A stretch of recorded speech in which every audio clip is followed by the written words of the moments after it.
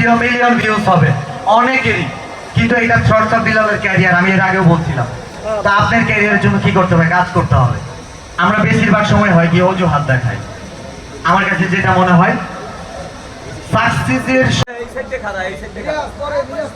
জীবন থেকে নেওয়ার কথা যখন শব্দের মাধ্যমে হয়ে যায় তখন আর দ্বন্দ্ব থাকে না, তারপরে অনেকে আবার দ্বন্দ্ব করে বসে। তো আমার জীবনের এমন কিছু লাইফের এমন কিছু স্টেপ আমি ওভারকাম করছি এবং এমন কিছু ব্যাপার আমি ভিজিবল করছি, এটা অনেকের জীবনের সাথে মিলতেও পারে, আবার অনেকের মতের বিপরীতেও যেতে পারে। আমি জানি না কার প্রতিবেশী কেমন, তবে বেশিরভাগ ব্যাপারটাই এমন বাংলাদেশে যেমন দেখতেছি আমি, প্রতিবেশীরা মন থেকে চায় না তুমি সফল হও। দুঃখ কষ্টে গড়া জীবন অন্ধকারে পড়ে রও। বাড়ি গাড়ি তোমার হলে তাদের কেন চলবে? হিংসা আর বিদ্বেষ এভাবে আর কতকাল চলবে? কোটি কোটি মানুষ অথচ প্রতিযোগিতা পাশের বাড়ির সাথে। তুমি যদি সফল হও তাদের ঘুম হবে কি রাতে? আপনাদের কি মনে হয় প্রতিবেশী ঘুম হবে? তো সাকসেসটা এমন নিয়ে আসতে হবে, সাকসেসটা এমনই নিয়ে আসতে হবে যে মানুষটা আপনাকে হেট করতো, যে মানুষটা আপনাকে প্রচন্ড ঘৃণা করতো, আপনার ভালোবাসা দেখে যেন তার এই ভালোবাসা হজম করতেও কষ্ট হয়। আমাদের অনেকের পথ হজম আছে না? তো এটা সাকসেস দিয়ে ফিল আপ করতে হবে। এটা কিভাবে হবে? শর্টস অফ বিলাল কথা বলতেছে ভিডিও মিলিয়ন ভিউজ হবে অনেকেরই, কিন্তু এটা শর্টস অফ বিলালের ক্যারিয়ার। আমি এর আগেও বলছিলাম, তা আপনার ক্যারিয়ারের জন্য কি করতে হবে? কাজ করতে হবে। আমরা বেশিরভাগ সময় হয় কি অজুহাত দেখাই। আমার কাছে যেটা মনে হয় সাকসেসের সবচেয়ে বড় বাধা হচ্ছে অজুহাত, এবং সাকসেসের সবচেয়ে স্ট্রেংথ হচ্ছে মাইন্ডসেট, মানে আমার ইচ্ছা শক্তি। আমি এই স্টেজে আছি, আমার এটা স্বপ্ন ছিল না, কিন্তু এখন আমার কাছে স্বপ্নই মনে হচ্ছে।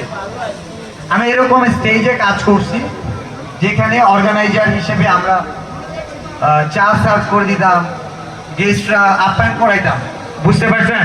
তো তাদেরকে সামনে থেকে দেখছি, একটা অনুভূতি যাচ্ছে নিজের মধ্যে যে তাদের মধ্যে আর আমার মধ্যে পার্থক্যটা কোথায়। আমি খুব বেশি পার্থক্য দেখি নাই। এই শর্টস অফ বিলাল স্টেজে আছে, আপনারা ওই পাশ থেকে আছেন, দূরত্ব খুব বেশি না। আমার ওই যে 28 লক্ষ ফলোয়ার ফেসবুকে আছে, আপনার মাত্র 28,000, অনেক ডিস্টেন্স ভুল।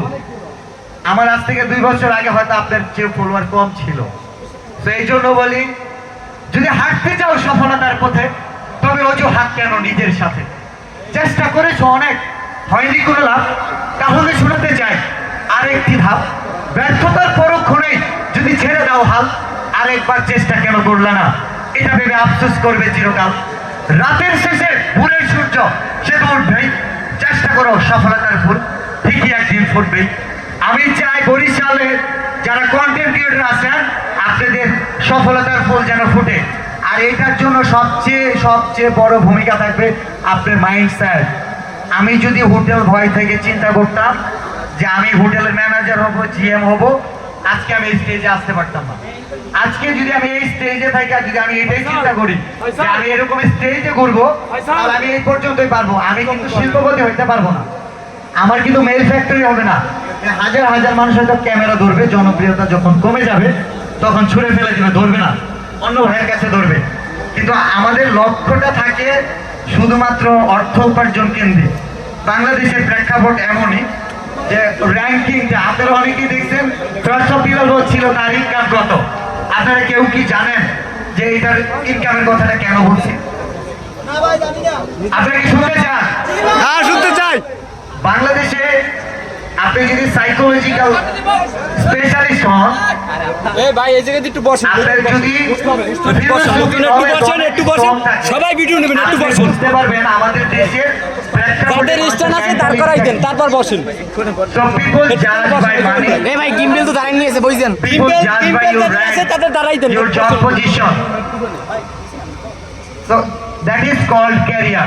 কিন্তু কখনোই বুঝবে না আপনি একজন জ্ঞানী মানুষ, আপনি একজন ট্যালেন্টেড পারসন, এটা দিয়ে আপনাকে জাজ করবে না।